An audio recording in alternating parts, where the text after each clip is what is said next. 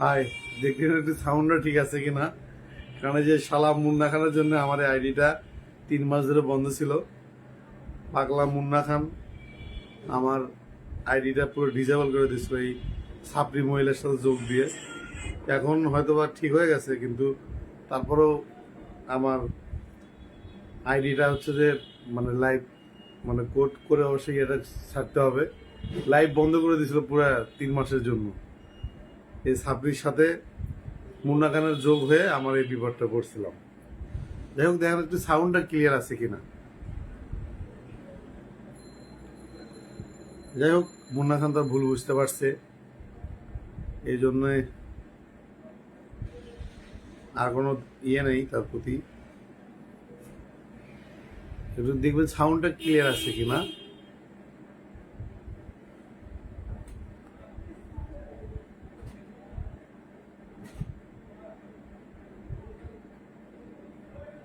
আমি একটু লাইভটা শেয়ার দিচ্ছি, কেন হচ্ছে যে সবাই ভাবছে যে পেজ থেকে আসবো। হ্যালো, আসসালামু আলাইকুম সবাইকে, শুভরাত্রি। অনেকেই আমাকে এসএমএস করছে যে আপনাদের জন্য ঈদের নাটক পর্যন্ত দেখতে পারতেছি না, আপনারা কি শুরু করলেন।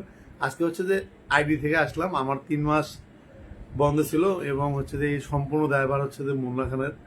এই মুন্না খানের মানে বর্ষার চালাকিতে পুরে আমার আইডিটা হচ্ছে যে ডিজেবল হয়ে গেছিল, যেটা ঠিক করতে আমার 40,000 টাকা লাগছে। তারপরেও আমার কাছে মনে হয় যে মুন্না খানের হুঁশ ফিরছে, এই জন্যে আমি আমার থেকে শুধু তার একটা কথার জন্য আমি তাকে মাফ করে দিছি, যে মানে একটা ওয়ার্ড ল্যাঙ্গুয়েজ করছে যে তোর মুখে গন্ধ। এই কথাটা টোটালি ভাইরাল হয়ে গেছে, আমার আসলে খুব ভালো লাগছে কথাটা। এই একটা কথাতেই আমি মুন্না খানকে মাফ করে দিছি, তার প্রতি আমার কোনো মানে আর কোনো ইয়ে নেই, সে যার মতো করুক। এবং আজকে যেটা জানাতে চাচ্ছি যে এই বর্ষা চৌধুরী আসলে বিবাহিত ছেলেদের প্রতি কেন লোভ ছিল, এবং সে যে ট্র্যাপিং করে এই ছেলেদেরকে পটাতো এবং বিয়ে করতো, এই বিষয়টা আমি আপনাদেরকে জানাবো, যেটা আমার জায়গা থেকে আমি অনুসন্ধানে এই কয় মাসে যেটা আমি পেলাম। এটার সূত্র হচ্ছে সাইফ, উনি হচ্ছে যে মডেল ছিলেন। বর্ষা চৌধুরীর হৃদয়ের আয়না নামে একটা গান আছে, ওই গানের মডেল তিনি। তার সাথে নোয়াখালী একটু যদি অপেক্ষা করতে আমি বাইরে প্রচুর সাউন্ড, তার সাথে যোগাযোগ করি, তার দেশের বাড়ি ফেনী। উনি আমাকে যেটা জানালেন যে বর্ষা চৌধুরী তার থেকে ভাগে ভাগে 60,000 টাকা ধার নেয়, তাকে মডেল বানানোর কথা বলে গানের। তো তার সাথে একটা প্রেমের সম্পর্ক গড়তে চায়, কিন্তু সে বান্ধবী মানত, এবং তার থেকে বার্গারই খাইছে 5,000 টাকা, এরকম একটা তথ্য আমরা পাইছি। এবং আমি কিন্তু সাইফকেও লাইভে নিয়ে এসেছিলাম, আমরা এখানে দেখবেন। হয়তো লাইভ এখন বন্ধ হয়ে গেছে, থাকতে পারে, এই জন্যই ইনফরমেশনটা দিলাম। সাহেব যেটা জানালো, তাকে হচ্ছে যে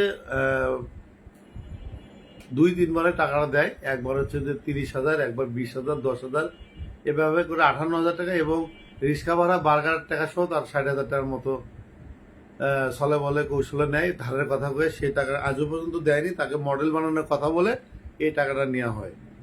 যখন টাকাটা দেয় না এবং তার সাথে কথা হয়, এবং অনেকদিন পরে তাকে এক জায়গায় পায় যে টাকাটা তুই দিস না কেন, এই জিনিসটা জানার পরে তখন সে বলে যে আজকে কালকে আমার বাবা খুব অসুস্থ, আমার ছেলে মেয়ে অসুস্থ, এগুলো নাটক করে আবার সে পালিয়ে যায়।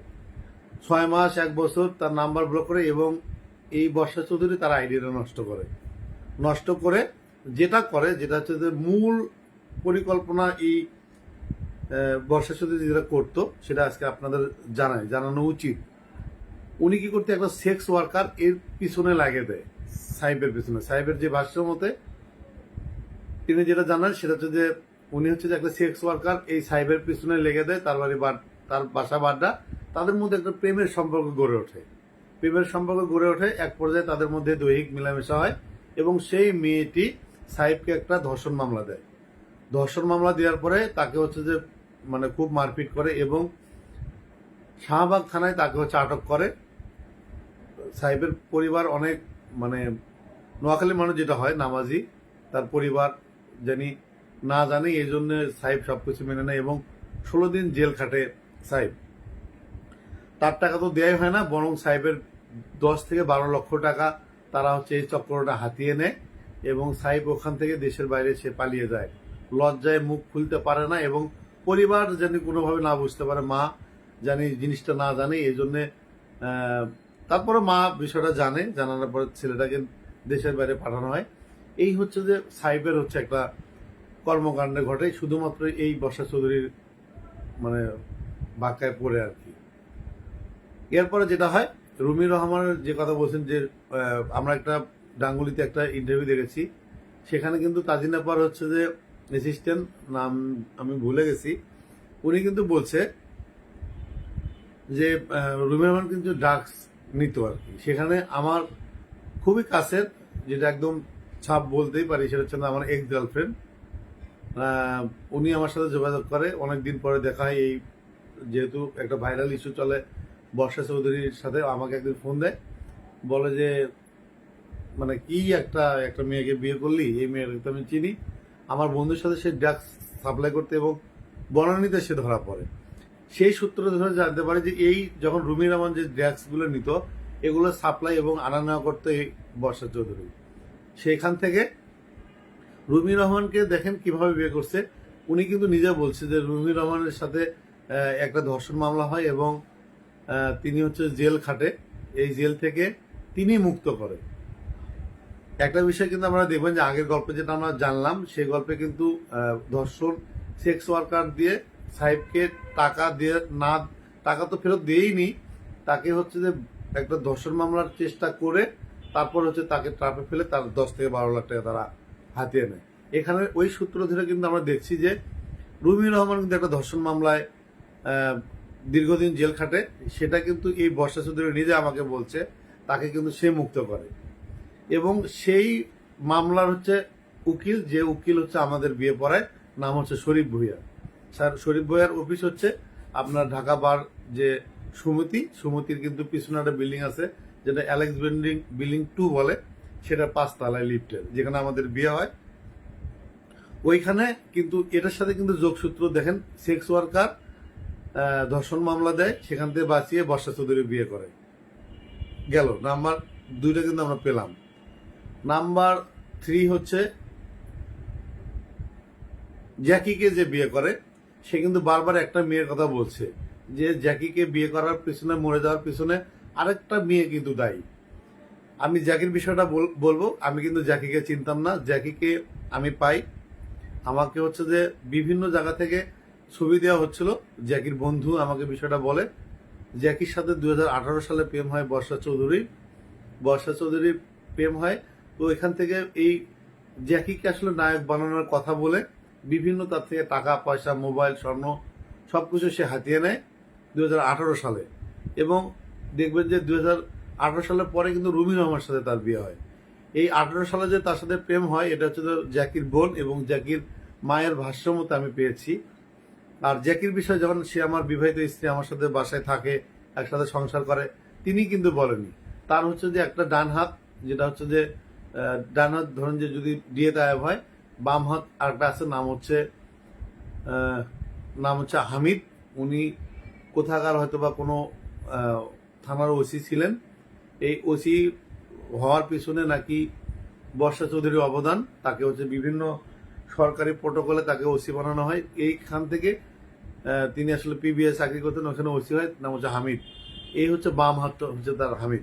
এই হামিদ আমার যখন হাতিরঝিলের থানায় মামলা হয়, আয়ুকে আমি নিজে এবং হামিদ দুজন মিলে তাকে যেন গ্রেপ্তার করা না হয়, এই জন্য 10,000 টাকা আমরা 10 তলা বিল্ডিং বনশ্রীতে টাকা দেই। সেই টাকা কিন্তু বিকাশ বর্ষা চৌধুরী আমাকে করে, জানি তাকে কোনোভাবে মামলাতে হয়রানি অথবা না ধরা হয়। এরপরে যখন হচ্ছে হামিদের ওখানে গেলাম, তখন হামিদ ভাই বলছিলেন যে তার সাথে আমার খুব ভালো সম্পর্ক, তিনিও আমাকে বর্ষা চৌধুরীর বিষয়ে অনেক কিছু বলেছে, যেটা আমি বলবো না, সেটা হচ্ছে যে সূত্র কিছু থাকে সেই ক্ষেত্রে। তিনি যেটা আমাকে বলেছে যে এই মেয়েটা 4টি সংসার করলো, একটি সংসারও টিকলো না। তখন বর্ষা চৌধুরীর ভাষ্যে যদি জাবেদ প্রথম জামাই হয়, দ্বিতীয় জামাই হচ্ছে রুমি রহমান, তৃতীয় জামাই হচ্ছে রাসেল মিয়া, তাহলে চতুর্থ বিয়ে ভাঙলো কিভাবে?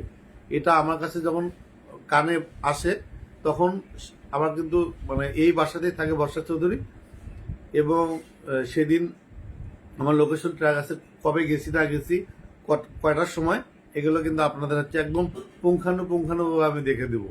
কারণ তার 5 মিনিট পর পর হচ্ছে লোকেশন ট্র্যাক করা আছে, সে কোথায় গেছে কি করছে A to Z আমরা এটা বের করছি। কারণ সিসিটিভির ফুটেজ তো 3 মাসে বেশি থাকে না, এই জন্য আমরা এই ব্যবস্থাটা করছি। আর একটা বিষয় আপনাদের জানাবো, সেটা হচ্ছে আপনাদেরকে সবকিছু কেন জানাচ্ছি, কারণ হচ্ছে আমরা 36টা দাগ কেটেছি, কোনো দাগে কিন্তু পা দেয়নি। 36 নম্বর দাগে কিন্তু আসলে বর্ষা চৌধুরী পা দিয়েছে, পা দেওয়ার পরে কিন্তু স্বীকার করেছে বিয়ে সে করেছে। কেন স্বীকার করছে এটা আমি আজকে বিস্তারিত বলবো। তখন হচ্ছে যে পিবিআর হামিদ ভাই আমাকে বললো যে সে 4টে বিয়ে করলো, একটা বিয়েও সংসার টিকলো না।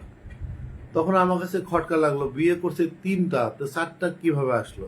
আমি বললাম ভাইয়া তাহলে আরেকটা বিয়ে। বলছে যে উনি আসলে সৌদি আরবের কথা জানতো, সৌদি আরবে একটা ছেলে আছে, তাকে বিয়ে করছিল, সেই ছেলেটা তো বাসায় মারা গেছে। এতটুকু হচ্ছে হামিদ ভাইয়ের ভাষ্য। তখন আমি কি করলাম, সে তো আমার বাসায় থাকে, আমি আর তাকে কোনো কিছু বললাম না। আমি চাচ্ছিলাম যে কোনো একটা ঝগড়া বাজলে তাকে এই বিষয়টা বলবো, জানি ঝগড়ার ছলে ও সত্যটা বলে দেয়। একদম মানে তার সাথে রাতে যে কোনো একটা বিষয় নিয়ে মনোমালিন্য হয়, এবং আমি তারা কিন্তু হচ্ছে ধরেন যে থাকে না যে স্বামী স্ত্রীর মধ্যে ঝগড়া লাগলে একটা চট থাপ্পড় এরকম হয়, তা আমি এরকম দেওয়ার পরে সে সারা রাত কান্না করে এবং খুব কষ্ট পায়, যেটা একদম লাস্ট মুহূর্ত। আমার একটা ইয়ে হচ্ছে যে আমি রেগে গেলে আসলে আমি কাউকে চিনি না, এরকম একটা ইয়ে থাকে, এবং আমার রাগের একটা যৌক্তিকতা থাকে। ঠিক আছে, স্বামী স্ত্রীর মধ্যে অনেক কিছু থাকে যেটা হচ্ছে সে মানতে চাইতো না, যেটা আমার কাছে মনে হচ্ছে সে আমার স্ত্রী, মানবে না কেন, এটা নিয়ে মনোমালিন্য হয় এবং চটথাপ্পড় আমি তাকে দিই এবং সারা রাত সে কান্না করে। তখন আমি তাকে জিজ্ঞেস করি যে আসলে জ্যাকি এই ছেলেটা কে? বলছে না না ওকে আমি চিনি না, জ্যাকি ছেলেটা হচ্ছে নোয়াখালী বাড়ি, আমার ছোট ভাইকে বিদেশ নিয়ে যাওয়ার কথা বলে 10 লক্ষ টাকা মেরে দিছে। এরকম একটা আমি তথ্য পাই, কিন্তু আমি ততদিনে হচ্ছে যে মানে আমি যোগাযোগ করে রাসেল মিয়ার সাথে এবং ওই ছবিগুলো নেওয়ার চেষ্টা করি এবং জানার চেষ্টা করি যে আসলে জ্যাকিটা কে। তখন এটা যখন মানে সে বুঝতে পারলো, সে আস্তে আস্তে আমার থেকে দূরে সরে যাওয়ার চেষ্টা করলো। আজকাল পরশু তরশু, আজকে আসবে কালকে আসবে পরশু আসবে, এরকম করে আমাকে 1 মাস কিন্তু ওয়েটিং করে। ওয়েটিং করার পরে 31st নাইট মনে হয়, তখন হচ্ছে যে সে পুরীর বাসায় হচ্ছে মদ খায়, মদ খেয়ে ওখান থেকে এসে আমার কাছে বিনয়ী ভাবে বলে যে আমি আজকে পুরীর বাসায় মদ খেয়েছি। কারণটা জানতে চাইলে আমাকে বলে যে তুই হিরো আলমের বউয়ের বার্থডেতে গেছিলি, কেন তার সাথে নাচলি, সে কি আমাদের সাথে যায়? এটার জন্য সে আমার উপর রাগ করে মদ খাইছে পরীর বাসায়, এবং পরী আরো 2জন নায়িকা ছিল, তারা হচ্ছে কান পড়াই দিছে যে আমি ছেলেটা ভালো না, পরী আমাকে পিটাইছে, আমি মানুষকে ব্ল্যাকমেল করি। এখান থেকেই মূলত সংসারটা ভাঙা শুরু হয়। তারপরে আসলাম তাকে জ্যাকির বিষয়টা যেটা বলি, জ্যাকিকে বললাম যে জ্যাকি ছেলেটাকে, সে এভাবে বললো, বলার পরে আমি তেমন আর গুরুত্ব দিলাম না। তুমি এটাও বললো যে তার পরিবার তাকে পছন্দ করতো না, তার বাড়িতে যদি যাস তোকেই সাংবাদিক হোক আর যেটা হোক তোকে মারবে, কারণ তাকে পছন্দ করে ত্যায্য করছে, তার পরিবারে যাওয়ার দরকার নাই। কিন্তু আমি একজন গণমাধ্যম কর্মী, আমার কাছে মনে হলো যে বিষয়টা অবশ্যই কৌতূহল, আমি বিষয়টা পরে দেখব, চেষ্টা করবো বের করার।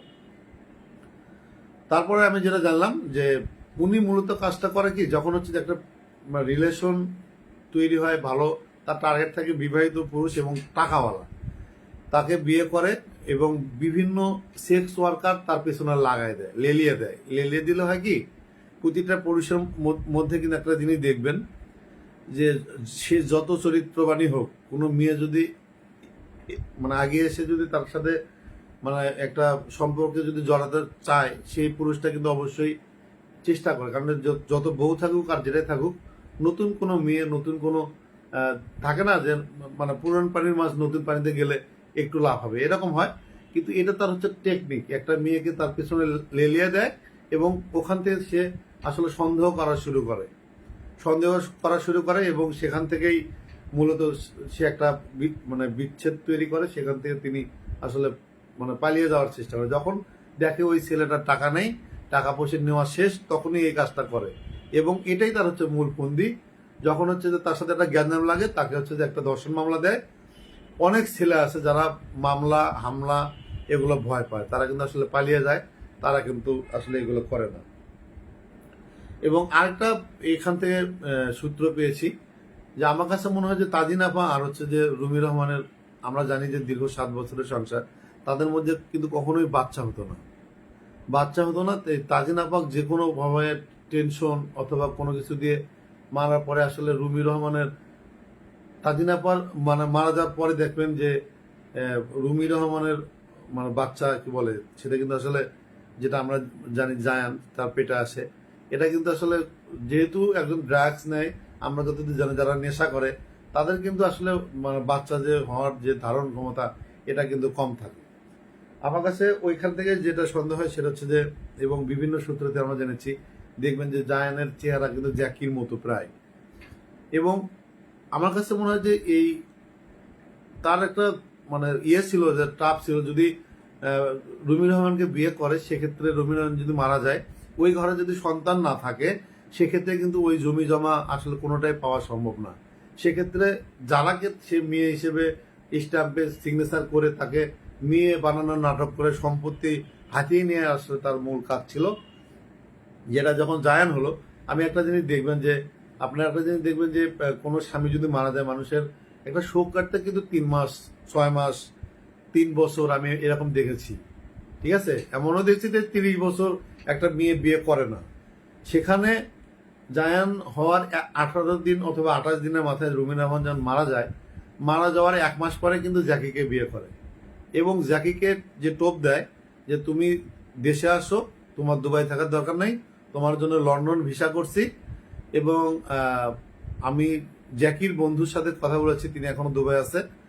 যেহেতু বিষয়টা অনেক বেশি সোশ্যাল মিডিয়ায় ভাইরাল, আমি অনেকের সাথে কথা বলার চেষ্টা করছি। তিনি যেটা বলেছেন যে মাঝে মাঝে জ্যাকি কাঁদতো এবং চিল্লাচিল্লি করতো, চুপচাপ মাঝে মাঝে চুপচাপ হয়ে যেত, আর তাকে টাকার জন্য বেশি চাপ দেওয়া হতো। দেশের বাইরে থেকে বিভিন্নভাবে টাকা পাঠানো হতো, এবং তার ভাইকে যে নিবে, তার ভাইকে নেওয়ার কথা ছিল যে কোনো চাকরি বিষয়ে, কিন্তু তার প্ল্যানিং ছিল যে ট্যুরিস্ট বিষয় নিবে, নিয়ে গিয়ে তাকে অন্যভাবে চেষ্টা করবে। সে কিন্তু টিকিটও কাটে এবং ফ্লাইটের ব্যবস্থাও করে। তার ছোট ভাই এয়ারপোর্টে যায়, যা দেখা যায় ট্যুরিস্ট ভিসা, তখন কিন্তু মূলত সে ফেরত আসে। মোহাম্মদ সালাহ পরান, আমার ফ্রেন্ড, তুমি রিকোয়েস্ট দাও, আসলে তোমাকে আমি ইয়ে করতে পারবো না, তো তুমি ওখানে পাঠাও, আমি অ্যাকসেপ্ট করবো। পরান তো তখন হচ্ছে ওইখান থেকে জিনিসটা ফেরত আসে, তাদের মধ্যে সন্দেহ হয়, এবং নতুন একটা ট্রাপ সাজায় বর্ষা চৌধুরী, এবং তাকে বলে যে লন্ডন নিয়ে যাবে। তাকে হচ্ছে বিভিন্ন চাপ, মানসিক চাপ দিয়ে লন্ডন যাওয়ার কথা বলে তাকে হচ্ছে বাংলাদেশে আসে। তিনি আসলে ল্যান্ড করে, এটা হচ্ছে যে মানে বন্ধু, মা এবং বোন, তার পরিবারের ভাষ্য মতেই কিন্তু আমি বিষয়টা আপনাদের জানাচ্ছি। তাকে সে ল্যান্ড করে চট্টগ্রাম এয়ারপোর্টে সে নামার সঙ্গে সঙ্গে তাকে পুলিশ দিয়ে অ্যারেস্ট করানো হয়। সাইব বন্ধু, তুমি আমাকে একটা রিকোয়েস্ট পাঠাও, যদি লাইটে থাকো আমাকে একটা রিকোয়েস্ট পাঠাও, আমি দেখি তোমাকে কথা বলানোর চেষ্টা করব।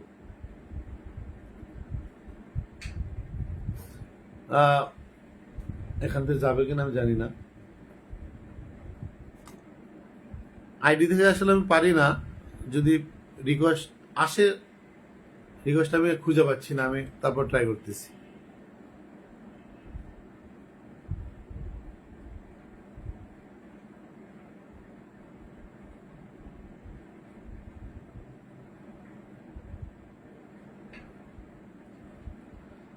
আমি আসলে পারতেছি না, কারণ হচ্ছে আইডিতে আমি আসলে কখনো করিনি। তারপর আমি একটু একটু যদি চেষ্টা করি।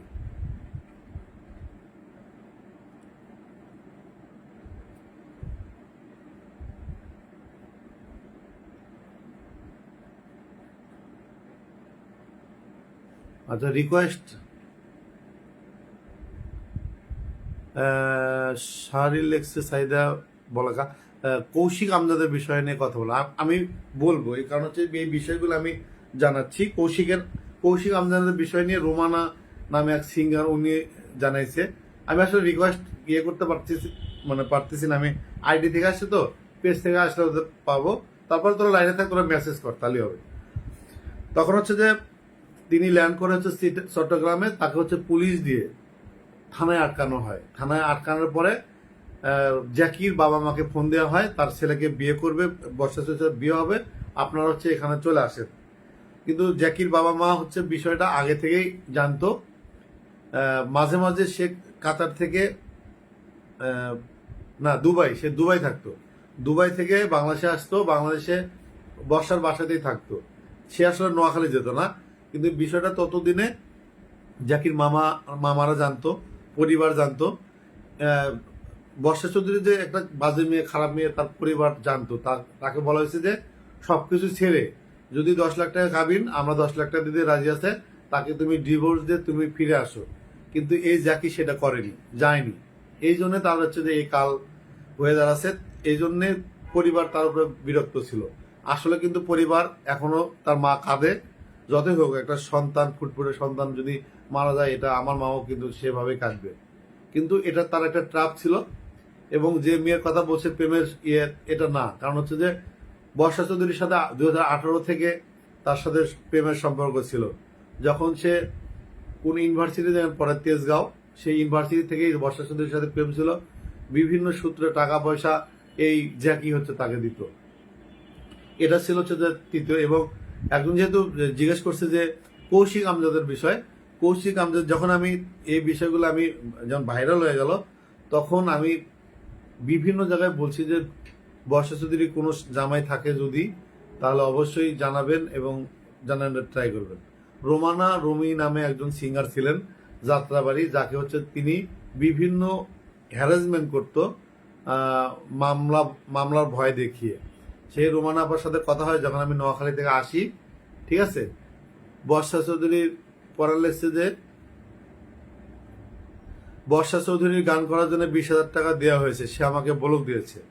পরাণ, উনি হচ্ছে যে জার্নালিস্ট, উনি দেশের বাইরে থাকে, ওনার বাড়িও নোয়াখালী। তো এখানে যেটা বলবো যে কৌশিক আমজাদের বিষয়ে রোমা যেটা বলে যে হঠাৎ করে যাত্রাবাড়ি থানায় তাকে ডাকা হয়, ডাকার বলে যে তোমার নামে একটা কমপ্লেন আছে, তুমি যোগাযোগ করো। রুমা তখন হচ্ছে যে যাত্রাবাড়ি থানায় আসে, কেন কি কারণে সে জানে না। তখন হচ্ছে যে তার সঙ্গে কৌশিক আমজাদের দেখা হয় এবং কৌশিক আমজাদকে নিয়ে যাত্রাবাড়ি থানায় বর্ষা চৌধুরী আসেন। যেটা রুমার ভাষ্য, তিনি আমাকে এভাবে একটা স্ট্যাটাস দিয়েছেন, ওইখান থেকে আমার জানা। রুমা বলে যে কৌশিক আমজাদকে তিনি আসলে জামাইয়ের পরিচয় দিতেন এবং কৌশিক আমজাদের সঙ্গে তিনি থাকতেন। কৌশিক আমজাদ হচ্ছে যে বিভিন্ন গানের, সে হচ্ছে যে যেটা পিয়ানো যেটা বলে সেটা উনি বাজাইতো বিভিন্ন অনুষ্ঠানে, তার সাথে একাধিক ছবি আছে। এবং আমার একটা ফ্রেন্ড আছে আমেরিকা ক্যালিফোর্নিয়া থাকে, নাম রনি, তিনিও বিষয়টা নিশ্চিত করছেন যে কৌশিক আমজাদের সাথে বিয়ে ছিল এবং তারা যাত্রাবাড়িতে একটা বাসায় দুজন মিলে থাকতো। এছাড়া অন্য অন্য জায়গায় আমি সূত্রে পাইছি, যখন রুমি রহমানের বিয়ে হয় তখনও কৌশিক আমজাদের সাথে তার রিলেশন ছিল এবং রুমি রহমানের বাসায় তার যাতায়াত ছিল। এটা আমরা বিশেষ সূত্র থেকে আমি এটা কিন্তু বের করছি। মূলত এই ট্রাপগুলো এবং আমাকে যখন করলো, আমাকে কিন্তু দেখেন এখন অনেক বেশি ভাইরাল ইস্যু। আমি কোনো কিছু পোস্ট করলে মানুষ দেখছে এবং সত্যটা জানার চেষ্টা করছে। তিনি কিন্তু আমাকে বিভিন্ন সেক্স ওয়ার্কার দিয়ে অনেক ট্রাই করতেছে। আমি একটা জিনিস বলবো, আমরা দিন শেষে ক্রাইমে কাজ করি। পরাণ অন্তত জানে, সাহেব জানে আমি আসলে কোন ধরনের সাংবাদিক, কোন টাইপের সাংবাদিক। পরাণ অন্তত আমার সাথে জানে। পরাণ বাংলাদেশে আসলে কিছু না হোক, আমরা দুই বন্ধু, আমরা বসুন্ধরা গিয়ে কিন্তু আসলে লুডুস খাই, হাসাহাসি করি, মজা করি। ঠিক আছে। আর আমার বেশ করে আমার সবচেয়ে প্রিয় মানুষ হচ্ছে নোয়াখালীর মানুষ। নোয়াখালীর মানুষ হলে 50% কনসিডার, কোনো কথা নেই। কারণ আমি শিখছি ওদের থেকে, চালাক কিভাবে হতে হয়, মানুষের থেকে কথা কিভাবে বের করতে হয়। তো ওইখান থেকে আমাকে বিভিন্ন সেক্স ওয়ার্কার দিয়ে বিভিন্ন রকম আমাকে কিন্তু হ্যান্ডিট্যাপের ইয়েতে ফেলাইছে। এবং আমি যেটা জানি যে বর্ষা চৌধুরীর অনেক আইডি, যেগুলো ফেক আইডি দিয়ে দিয়ে আমার সাথে কথা বলার ট্রাই করে এবং বিভিন্ন বিদেশি নাম্বার দিয়ে ইংলিশে চ্যাটিং করে। ঠিক আছে। তিনি আমাকে বুঝাতে চায় যে আমি মূর্খ, ইংলিশে কথা বলতে পারি না, তিনি ইংলিশে কথা বলে, সেগুলো কিন্তু আমি আবার ইংলিশেই কিন্তু জবাব দিই। তিনি আমাকে কয়েকদিন আগে একটা বিদেশি নাম্বার থেকে বলছে যে তুমি বর্ষা চৌধুরীকে ভুলে দাও, তাকে মাফ করে দাও, কত টাকা লাগবে তুমি আমাকে বলো। আমি বলছি যে যদি 1000 কোটি টাকাও দেওয়া হয় তারপরে আমি তাকে মাফ করব না, কারণ এর সাথে জড়িত আছে শুধু আমি না, বাংলাদেশের 50 থেকে 55 হাজার মা বোন এবং ভাইয়েরা, তারাই হচ্ছে আমার বিচারক। সে 5000 কোটি টাকা দিলেও তাকে মাফ করব না, তাকে আইনের আওতায় আসতে হবে। এবং হয়তোবা জানেন না, আমার ছোট বোন আমাকে হচ্ছে যে কথায় কথায় নাম ধরে ডাকে, নাম হচ্ছে ফখরুদ্দিন। ঠিক আছে, আমার আইন প্রশাসন এতই করা। ঠিক আছে, আমি যেটা বলি, দিহানা আহমেদ পিয়ার লেগছে বর্ষা চৌধুরী নয়নমণি আকাশ ডিবির ভাই, তুমি তো বর্ষা চৌধুরীর বন্ধু ছিলা, 7 লাখ টাকা তোমার মারে দিছে, এটাও আমি বলবো, তুমি লাইনে থাকো। তারপর যেটা হয় যে বিভিন্ন সেক্স ওয়ার্কারের সাথে আমার মানে ইয়ে করে দেয়, আমার সাথে ফোন কল কথা বলে। ঠিক আছে, বিভিন্ন রকম কথা বলে। তা অনেকেই, আমি কিন্তু অনেকের সাথে ফাজলামি করি, আমি জানি কে বিবাহিত অবিবাহিত, কে সেক্স ওয়ার্কার আর কে। আমি কথা বলার আগেই বলি আমাকে ছবি পাঠান, আমি দেখতে চাই। ঠিক আছে, যারা সেক্স ওয়ার্কার তারা ওয়েস্টার্ন ড্রেস ছাড়া কখনোই ছবি উঠবে না। এবং দেখবেন আমরা বুঝতে পারি আর কি, কারণ আমরা তো আসলে একদিনের সাংবাদিকতা করি না, বহুদিন ধরে অনেকভাবে ট্রাই করে। এবং বিদেশি নাম্বার থেকে আমাকে বলে যে তাকে মাফ করে দিতে হবে, করতে হবে, বিভিন্ন প্রশাসনিক ভয় এবং মানে মেরে ফেলা, হত্যার হুমকি পর্যন্ত দেওয়া হয়। বিভিন্ন ফোন কল থেকে আমাকে হত্যার হুমকি দিয়ে আসলে মাফ করার করার মানে মানে ক্ষমা করার একটা করে। আবার বিভিন্ন আইডি থেকে বলে কি হয়েছে, মাফ করে দেন, করে দেন, সেই করে দেন। তখন যেহেতু দেখলাম আমি তাকে কোনোভাবে ধরতে পারতেছি না, তখন আমি আসলে সিআইডি থেকে তার নাম্বার ট্র্যাকিং করি, কোথায় কোথায় গেছে, কোথায় কোথায় কি করছে এবং কত তারিখে উকিলের সাথে কথা বলছে। দেখেন, আমার সাথে 22 জানুয়ারি তার লাস্ট কথা হয়। তার বাসায় যাই, বাসায় যাওয়ার পরে হচ্ছে সে আমাকে বিভিন্ন হুমকি ধামকি দেয় এবং ব্যাগ থেকে একটা চাকু বের করে আমাকে বলে, এটা কিন্তু রাখছি, যে এটা কিন্তু রাসেল মিয়াকে মারার জন্য, এটা কিন্তু দেখিস। আমি বেশ ভয় পাই এবং তার একটা খালাতো বোন থাকে, আমাকে বেশ কিল ঘুষি ওখানে দেয়। আমি তেমন ভাবে করি, যেহেতু তখন আমার বউ, আমি ওইটা মজার সরল নেই, কিন্তু বেশ আঘাত করে। তখন বিষয়টা আমি মাইন্ড করি, মাইন্ড করার পরে আমাকে বলে যে তুই বারবার আমার সাথে এরকম করতেছিস, ভয় দেখাচ্ছিস। তখন কিন্তু মুন্না খানের সাথে সম্পর্ক গড়ে উঠতেছে। আমি 22 জানুয়ারির কথা বলছি, মুন্না খানের সাথে সম্পর্ক গড়ে ওঠে মনে হয় জানুয়ারির 31st নাইটের পর থেকে। তার সাথে কথাবার্তা হয় এবং তারা আসলে পড়া নামে আসলে কলে নিতে পারতেছি না, কারণ এখানে ওই অপশনটা আমি খুঁজে পাচ্ছি না। ঠিক আছে বন্ধু, অন্যদিন আমি পেজ থেকে নিব না, আজকে আইডি থেকে তো আসি, আমি পাচ্ছি না। স্বীকার করলো কেন, আবার এই নাটক কেন? আমি মনিয়াপু আমি বলছি, সঞ্জিদা শারমিন মনিয়াপু, সেটা হচ্ছে আমি ওই জিনিসটাই আমি ক্লিয়ার করছি। যখন এই বিষয়টা হওয়ার পরে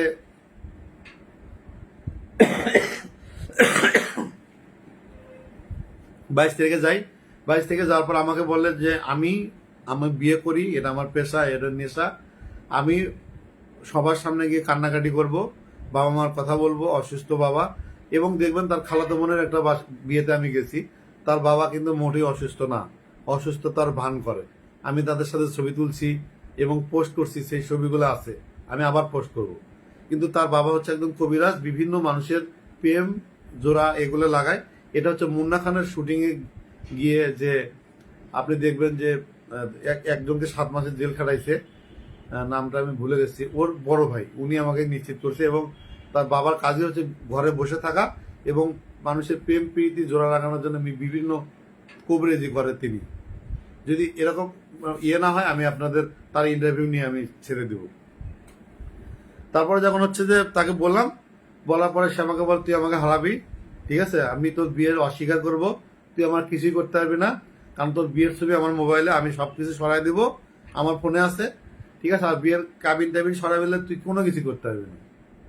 তা আমি তো বিষয়টা দেখলাম যে এটা তো সত্য, কারণ হচ্ছে যে বিয়ের কাবিনের ছবি তার মোবাইলে, কাবিনের কাগজ হচ্ছে যেটা হচ্ছে কোর্ট ম্যারেজ আর কি, 300 টাকা স্ট্যাম্পে এফিডেভিট, ঠিক আছে, এটা হচ্ছে কোর্টের যে কাবিন বলে।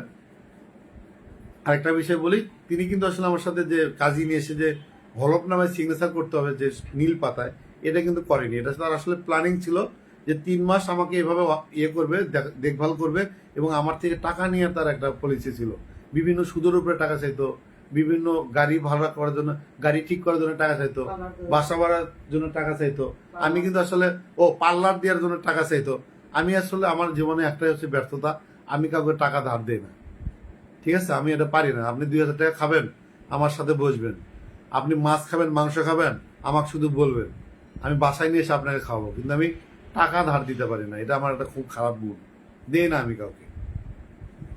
তারপরে ওখান থেকে আসলাম, আসার পরে ওখানে থেকে আমি বললাম যে সমস্যা নাই, তুই যদি চলে যেতে চাচ্ছিস যা, কিন্তু আমি তোকে এতটাই ভালোবাসি, এতটাই ভালোবাসতাম, তুই যদি আমাকে ছেড়ে কখনো চলে যাস, আমি তোকে রাতেও ঘুমাতে দিব না, আমি তোকে হচ্ছে দিনেও ঘুমাতে দিব না।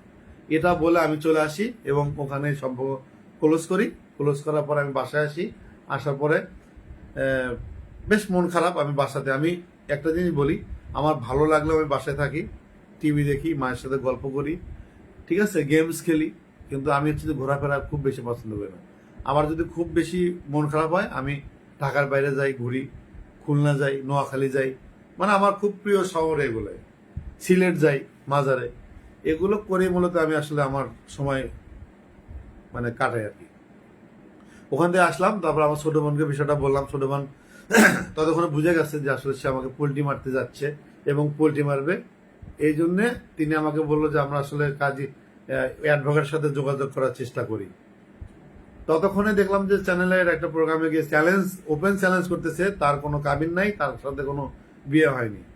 আমরা কি করলাম, 28 তারিখে না গিয়ে আমরা হচ্ছে যে পরের দিন গেলাম, 28 তারিখ 22 তারিখ, এরকম 22 তারিখে হবে, 22 তারিখের পরে 23 তারিখে গেলাম। যার পরে যেখানে আমি বিয়ে করলাম, যেখানে হচ্ছে যে অ্যাডভোকেট শরীফ ভূঁইয়া নিজে উপস্থিত থেকে বিয়ে আমাকে পড়িয়েছে এবং কাজী নিয়ে এসছে, তার 2জন অ্যাসিস্ট্যান্ট ছিল। এবং যখন আমি ওখানে গেলাম, যাওয়ার সময় রাজধানী সুপার মার্কেটের সামনে আমি বাইক খাড়া করি, আমাকে বলা হয় যে এনআইডি কার্ড অথবা পাসপোর্ট কপি দিতে হবে, যেটা দিয়ে আসলে বিয়ের যে কাগজটা লেখা হবে। আমি ওখানে গাড়ি থামাই, 5 মিনিট অপেক্ষা করি এবং ওখান থেকে আমি তাদেরকে হচ্ছে যে পাসপোর্টের কপিটা সেন্ড করি। আমি পাসপোর্টের ইয়েতে সেন্ড করি বর্ষার ওখানে, এবং বর্ষা হচ্ছে যে ওই ইয়েতে পাঠায় দেয়। আমি যাই, যাওয়ার পরে আমাকে একটা সাদা পাঞ্জাবি, হাতে ঘড়ি, বেশ জামাই জামাই লাগছিল।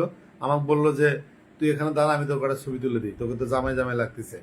এবং থাকলো, আমি হচ্ছে যে ঠিক সামনের, ধরেন যে আমি হচ্ছে পূর্ব সাইডে একটা ইয়ে বসা, আর বর্ষা চৌধুরী হচ্ছে যে পশ্চিম সাইডে বসা। আমাদেরকে হচ্ছে যে আমাকে বললো যে টাকা নিয়ে এসছেন। আমি বললাম যে কত টাকা? আর সে বলছে 10,000 টাকা। তাই বললাম যে আমি বিকাশ থেকে দেই। বলছে না, আপনি টাকাটা তুলে নিয়ে আসেন। যে বিকাশ থেকে আমি টাকা তুলেছি, সেই বিকাশ নাম্বার আমি হচ্ছে যে স্টেটমেন্ট তুলে নিয়ে এসেছি। সেখানে কিন্তু স্টেটমেন্টে ওই নাম্বার থেকে কত 3টা 3:30টার সময় যে তোলা স্টেটমেন্টে কিন্তু সেটা আছে। আমি সেটাও নিয়ে এসেছি এবং কোর্টে জমা দেবো, সেই জন্য তুলে নিয়ে এসেছি। পরে আমি নিচে গিয়ে টাকাটা উঠালাম, তখন হচ্ছে যে শরীফ ভূঁইয়া নিচে গেল, লিখে স্ট্যাম্প কিনলো, কিনে নিয়ে আসলো। সেখানে হচ্ছে যে আমার ছবি ছিল না, বর্ষা চৌধুরীর ছবি ছিল। আমাকে বলে ছবি নাই, সমস্যা নাই, আপনি সিগনেচার করেন, ছবিটা আমাকে পরে দিয়ে দেন। কারণ আমার ছবি নিয়ে যেতে আমি জানি না, ছবি আসলে ভুল ছিল। পরবর্তীতে আমি 7 দিন পরে গিয়ে ছবিটা দিই, তখন ছিল না, আমি ওখানে ছবি দিয়ে আসি এবং তাকে ফোন দিই। সেই ফোন রেকর্ডটা, ফোন যে কল তাকে আমি দিছি, এটা আমার কাছে আছে, যেটা আমরা সিআইডির মাধ্যমে জানতে পারলাম। 22 তারিখে বর্ষা চৌধুরী এই উকিলকে 4বার কল দিছে, দুপুর 12টায়, দুপুর 1টায়, দুপুর 2টায়, এবং খিলগাঁও আপনার আপন কফি হাউসের পিছনে হচ্ছে যে শরীফ ভূঁইয়ার বাসা, সেখানে তার সাথে নিজে গিয়ে দেখা করছে, যেটা হচ্ছে ট্র্যাকিংয়ে একদম উল্লেখ আছে। তিনি খিলগাঁও শরীফ ভূঁইয়ার সাথে দেখা করে, তার মানে সেদিনই আমার কাবিনের এই কাগজটা সরিয়েছে।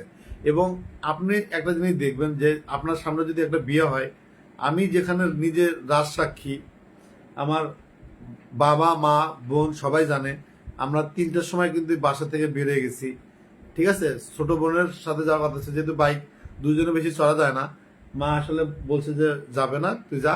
এবং শানু গেলে কিন্তু ভালো হতো, অনেক ছবি তোলা যেত, যেটা হয়নি। আমার ফোনে ছিল হচ্ছে যে ওই ছবিগুলো যে জামাই সাজে, ওটা তারিখ এবং ডেট আপনারা দেখবেন। এবং বর্ষা চৌধুরীর ফোনে দেখলাম যে ওই কাবিনের ছবি দুটা আইফোনে তোলা। আমি যেহেতু দেখলাম যে যেহেতু আমার বউ আমার সাথেই থাকবে, আমার তো আসলে ছবিটা দরকার হবে না। কিন্তু সে যে আগে থেকে ব্ল্যাকমেলার, মানুষের তো লাখ লাখ কোটি কোটি টাকা হাতিয়ে নিয়েছে শুধুমাত্র ব্ল্যাকমেল করে, এটা আমি আরেকদিন বলবো, অনেক বিষয় আছে। তার এটা প্রধান কাজ। এফবিসিসি এর এক পরিচালকের 50 লক্ষ টাকা ব্ল্যাকমেল করে তিনি মেরে দিয়েছেন। এটা এভিডেন্স আমাদের কাছে 50% চলে আসছে, আর 50% আসলে আপনাদের সামনে উপস্থাপন করব বিষয়টি। তখন ওখানে গেলাম এবং আমাকে SMS দিল, তুই আমাকে রাসেল মিয়ার মতো মারবি না তো? তো আমার কাছে খুব লাগলো, যেহেতু আমি ভালোবাসি। আমি বললাম যে আসলে মারবো কেন, আমার তো মারার কোনো প্রশ্নই আসছে না, কারণ আমি তোকে ভালোবাসি। ঠিক তার এক সপ্তাহ আগে রাসেল মিয়াকে ডিভোর্স দেয়। আমি বলি যে যেহেতু রাসেল মিয়ার বউ তুই, আমি এভাবে বিয়ে করতে পারি না, কারণ রাসেল মিয়া যদি মামলা করে দেয়। কিন্তু এটা কিন্তু আমার মাথায় ছিল না যে এতটাই আমি অন্ধ ছিলাম প্রেমে, যে 3 মাস লাগে, 3 মাস একটা ডিভোর্স দিয়ে 3 মাস আসলে লাগে। কিন্তু তিনি যেটা আমাকে বলেছেন, আমরা 2 বছর জানাবো না, 3 মাসে কি আর 6 মাসে কি, 2 বছর যদি আমরা বিয়েটা গোপন রাখি তাহলে 3 মাস তো জানবে না কেউ। এটা কিন্তু আমাকে আসলে বলে আমাকে বোকা বানাইছে। তখন কিন্তু আমি আসলে এটা লুকিয়ে রাখছি, কিন্তু তাকে কিন্তু আমি হাতে কলমে ডিভোর্স কিন্তু দিয়েছি। সেখানে আমার ছোট বোন উপস্থিত ছিলেন এবং ওনার নাম হচ্ছে শামীমুল ইসলাম শামীম, উনি চলচ্চিত্রের পরিচালক। উনিও বিষয়টা নিশ্চিত করছে এবং তার একটা গোপন ভিডিও আমি করে রাখছি, যেহেতু যদি স্বীকার না করে। এবং আমার বিয়ে স্বীকার করছে যখন বর্ষা চৌধুরী, সেখানে কিন্তু উল্লেখ করছে যে আমি তাকে ডিভোর্স দিয়েছি, ডিভোর্স নামা পাঠিয়েছি, পাইছে কিনা জানি না, কথাটা একদম সত্য। এবং আমার বিয়ের কথা যে স্বীকার করছে, এটা 100% সত্য। ওইখান থেকে বিয়ে পড়াই। এবং এই শরীফ ভুঁইয়া যে টুপি দেখবেন, আমি টুপিটা পরি, টুপি পরে যখন সিগনেচার করতে যাই, তখন কিন্তু ওই ছবিটা তুলে বর্ষা চৌধুরী আমার ছোট বোনকে পাঠায় যে বুঝে হলো যে আমাদের বিয়ে হয়ে গেছে, আমরা আসছি। ততক্ষণে কিন্তু আমরা ছোট বোন এবং ভাগ্নি শাহবাগে গিয়ে ফুল কেনে এবং বাসর ঘর যে সাজানোর বিষয়, সেটা কিন্তু সাজায়। তার একদিন আগে আমি বেনারসি শাড়ি, আমি এবং বর্ষা চৌধুরী গিয়ে মৌসাক মার্কেট থেকে যে একটা শাড়ি কিনছি, একটা ভিডিও আপনাদের দেখেছি, সেটা কিন্তু লোকেশন ট্র্যাকে কিন্তু তার ফোন নাম্বার আমার নাম্বারে সেটা কিন্তু সত্যতা পাওয়া গেছে। আমরা বেনারসি শাড়িটা কিনি মৌসাক মার্কেট থেকে, যে দোকানে কিনেছি সেই দোকানের নাম্বার এবং বিকাশ থেকে যে পেমেন্ট করছি সেটাও কিন্তু আমরা পেয়েছি। পরে আমরা বর্ষা যদি আসে এখানে সকালবেলা আমাকে বলে যে এই যে চাদরটা দেখছেন, এটা বর্ষা চৌধুরীর কেনা। কারণ আমার এগুলো চাদর ছিল না, এই চাদরগুলো আমরা হচ্ছে কেনার কথা ছিল আরাম থেকে। এটা হচ্ছে যে খিলগাঁও যে আপন কফি হাউসের সামনে, ওইখান থেকে এই চাদরগুলো নিজের হাতে কেনা। সেই মোবাইল ট্র্যাকিং এবং টাইম আমাদের কাছে গচ্ছিত আছে। এবং উনি মানে রুম অনেক নোংরা ছিল, এগুলো নতুন কিনতে হবে এবং সেটা থাকবে, মাঝে মাঝে যাওয়া আসি করবে, এটা তার প্ল্যান ছিল। 2 বছর এরকম একটা প্ল্যানিং ছিল। এবং আমাদের একটা বাচ্চা নেওয়ার কথা ছিল, বাচ্চা নিয়ে 1 বছর আমরা সংসার করব, 1 বছর পর বাচ্চা নিয়ে তারপরে আমরা আসলে সবাইকে জানাজানি করবো। এটা আসলে মূলত তার প্ল্যান ছিল। কিন্তু এইরকম যে আমার সাথে একটা প্রতারণা করবে, এটা আমি কখনোই জানিনি, কখনোই বুঝিনি। কিন্তু সে আমার থেকে টাকা নেওয়ার খুব চেষ্টা করতো, টাকা মানে খোলার চেষ্টা করতো। এছাড়াও আরেকটা বিষয় বলবো যে অনন্যা, তার বাসার উপরে যে একটা আপু ছিল, ওনার ওয়ালটনের একটা শোরুম আছে, সেখানে কিন্তু বারবার আমাকে বলতো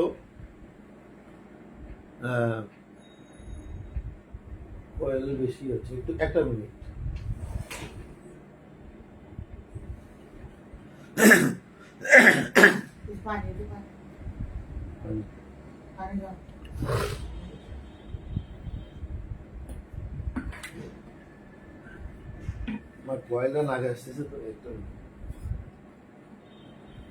আমাকে এটাও বলছে যে অনন্যাকে সুদের উপরে 2 লাখ টাকা দাও, 20,000 টাকা মাসে দেবে। এটা একদম লাস্ট মুহূর্তে, আমি আসলে দিই না, আমার সুদের উপরে টাকা খাওয়ার কোনো দরকার নেই।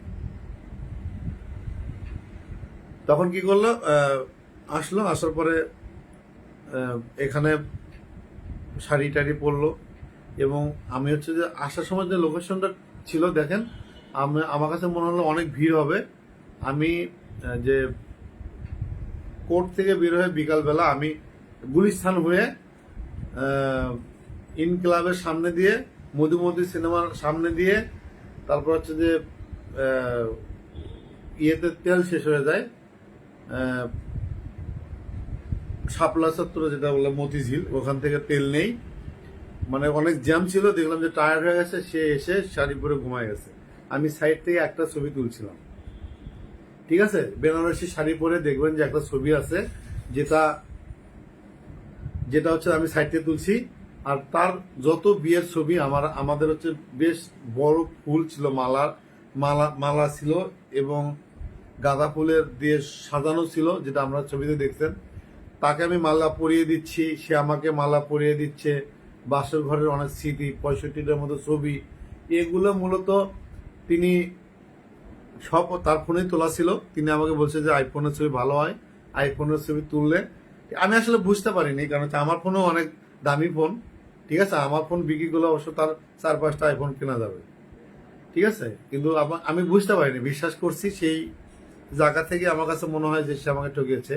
65টা ছবি তোলে আমার বাবা মার সাথে, ছোট বোনের সাথে। সেই ফোন থেকে যেখানে তার সাথে আমার সাথে ছবি নাই, সেইগুলো ছবি আমার ছোট বোনের নাম্বারে পাঠায়, যেগুলো সিরিয়াল নাম্বার গোলনে আগে পরে দেখবেন। এবং আমার যে ছবি তার সাথে বিয়ের দিনে তোলা একটা ছবি, সে প্রমাণ করার আগে আমাকে যে পোল্ট্রি মারবে, আমাকে বন্ধু পরিচয় দিয়ে আগে হচ্ছে এটা পোস্ট করে, সেটা আমার বিয়ের দিনের ছবি। তাছাড়াও যে তারা যে হচ্ছে তার ফোনে ছবি তুলতেছে, আমি সাইড থেকে একটা ছবি চুরি করে তুলি। আমার কাছে মনে হয় তারা সেলফি তুলতেছে, আনন্দ ঘন মুহূর্ত, সেটা আমি ফ্রেমে বন্দি করার জন্য আমার আরেকটা ফোন ছিল স্যামসাং, সেটা থেকে আমি একটা ছবি তুলে রাখি।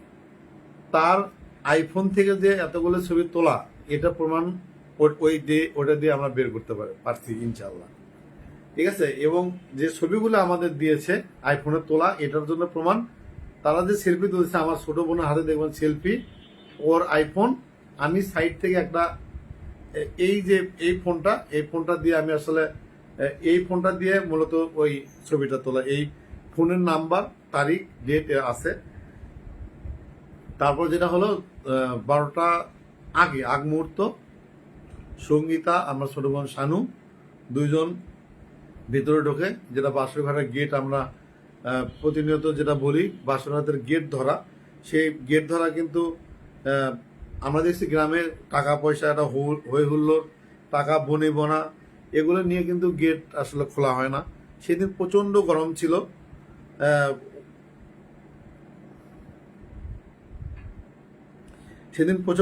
ছিল, আমার ছোট বোনের রুমে এসি ছিল, আমার রুমে আসলে এসি ছিল না, প্রচন্ড গরম ছিল। তখন সে তাড়াহুড়া করে ঢুকবে, কিন্তু টাকা দেবে কিভাবে? এই বর্ষা চৌধুরীর ফোন থেকে কিন্তু আমার ছোট বোনের ফোনে 1000 টাকা বিকাশ করা হয় এবং ক্যাশ 500 টাকা দেওয়া হয়। মানে হচ্ছে যে সঙ্গীতাকে 500 টাকা এবং ছোট বোনকে 1000 টাকা দেওয়া হয়। কিন্তু আমার কাছে সেই মুহূর্তে টাকা ছিল না, কারণ আমার 20,000 টাকা পুঁজি ছিল। 10,000 টাকা হচ্ছে মার্কেট করছি, 10,000 টাকা ওখানে দিছি। আমার কাছে কোনো টাকা ছিল না। আমার কাছে টাকা থাকলে অন্তত আমি 5-10,000 টাকা দিতাম। আমি গরিব হতে পারি, কিন্তু ফকিন্নি না। একটা বাসের ঘরে ঢুকলে 1,000 টাকা, 500 টাকা আসলে ওই রকম মানে মূল মানসিকতা আমাদের না। আমার কাছে টাকা থাকলে আমি অন্তত 5-10,000 টাকা দিতাম। আমার কাছে ছিল না, সেও জানতো, কারণ আমার টাকাগুলো আগে খরচ করে ফেলছিল সে। সাউন্ড নাই?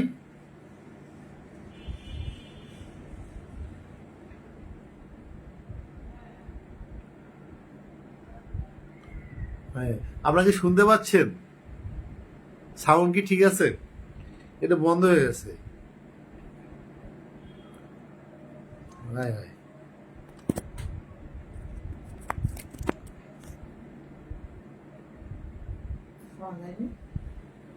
জানি না তো। আপনি একটু বলবেন যে আসলে সাউন্ড ঠিক আছে কিনা। এটা বন্ধ হয়ে গেছে, দেখি মা। আচ্ছা, ওকে, এটা আসলে বন্ধ হয়ে গেছে, আমি বুঝতে পারিনি। তারপরে সাউন্ড ঠিক আছে, থ্যাংক ইউ। পরে যেটা হলো সেটা হচ্ছে যে মানে এত বেশি গরম ছিল, আমি শুধু এতটাই বলবো, তাকে এতটাই ভালোবাসি।